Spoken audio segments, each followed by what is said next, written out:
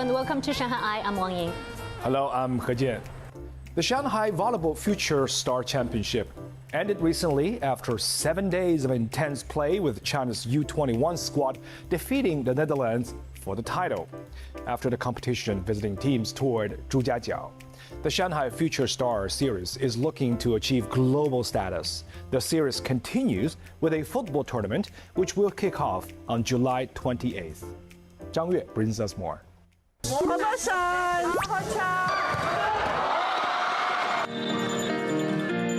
After 7 days of digs, sets, and spikes, the Shanghai Volleyball Future Star Championship wrapped up July 19th at Luoan Stadium. After nearly a week of non-stop spikes and surprises, I'm here at the final. China facing the Netherlands for the title. Winner takes all. The Chinese U21 squad clinched the title in a nail-biting finish.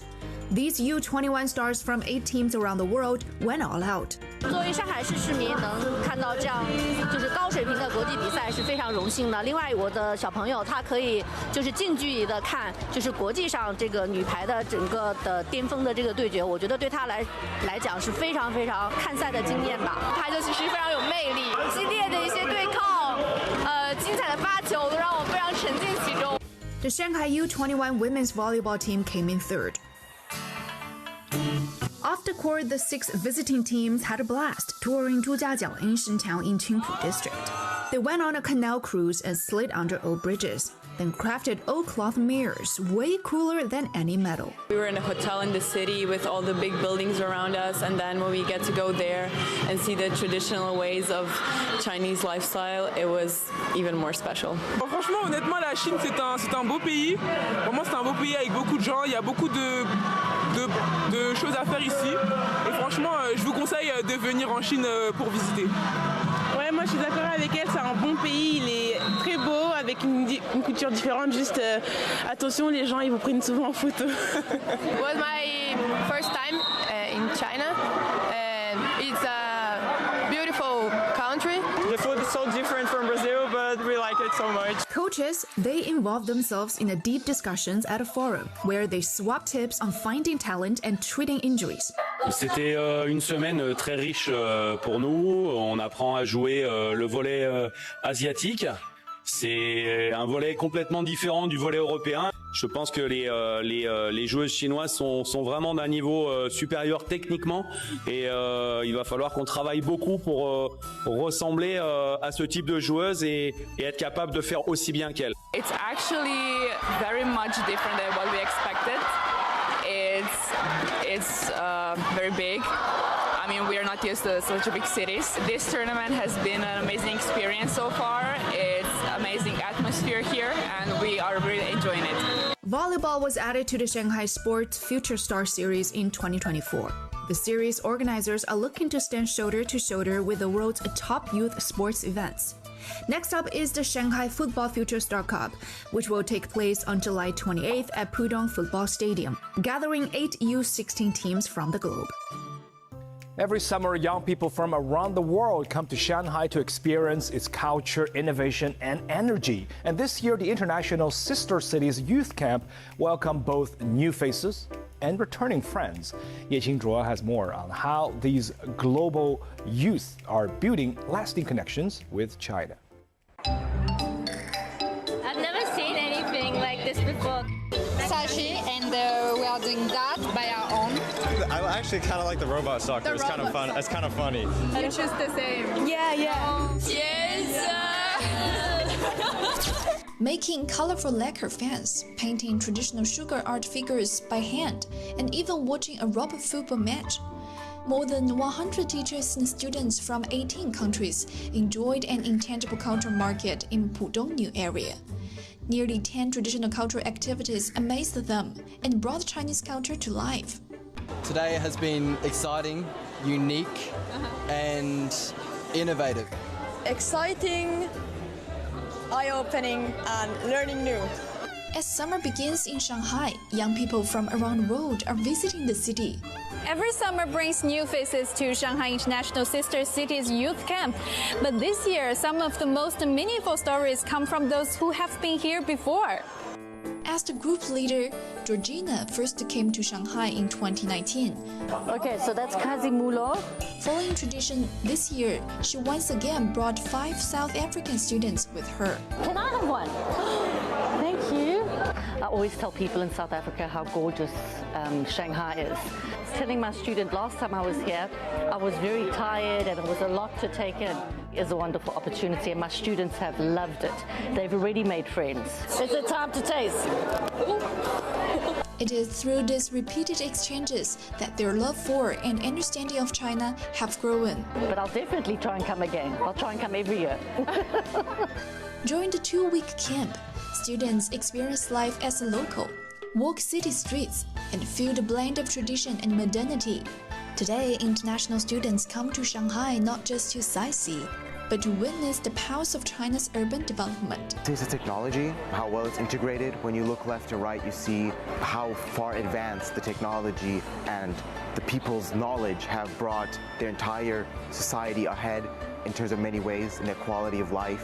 The development of the city is going so far and it's so fast, and I'm really impressed by that. And that I'm coming from Cologne, Germany, and I don't think that Cologne would be that fast.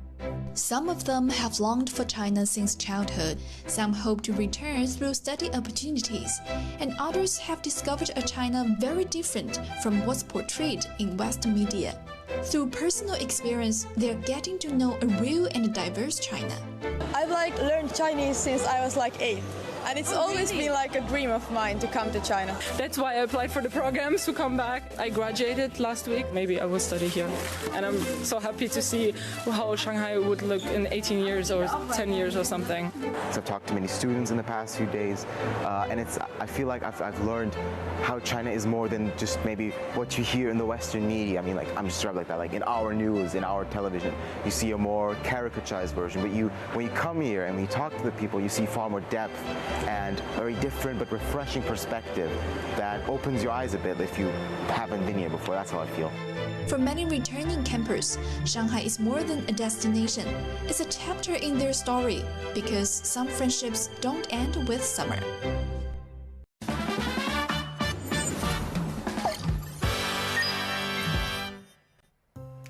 This summer, Shanghai Smalls are stepping up efforts to attract shoppers through pop culture tie-ups and brand crossovers. In Pudong, Mickey Mouse and friends have brought a touch of Disney magic to one mall, turning it into a fairy tale escape. Ye Qingzhuo has more. This summer, Taiko Li Qiantan and Disney China are bringing their special brand of magic to life. As part of the 2025 Shanghai Summer International Consumption Season, the mall has launched a vibrant celebration of global pop culture collaborations and immersive summer experiences. Mickey and friends have stepped out of the screen and into the real world, transforming this mall into a summer fairy tale land. Don't forget to say hello to Mickey. That's the first time I am in China. Everybody enjoys Mickey and everybody enjoys Disney. So much fun, for sure. I will see. 我小红书上看到一些宣传，然后家里又住在附近，所以带着他出来转一圈。 Hidden Disney surprises are everywhere, on the lawn and the canopy, even on the observation deck. A limited-time pop-up truck and themed decor throughout the mall add to the festival atmosphere. When the sun sets, the big screen lights up with classic Disney films and the stars. Visitors can also enjoy open-air screenings of Disney classics at select afternoon and evening hours, with a large screen set up in Central Park. As the sun sets, the music stage comes alive with sunset concerts. Mickey has Minnie. We can hear and we can see the movie. That's exactly nice. Whether you are a Disney superfan, a family looking for fun, or just someone chasing good vibes, this is your summer must-do. Disney magic is in town. Let the adventure begin.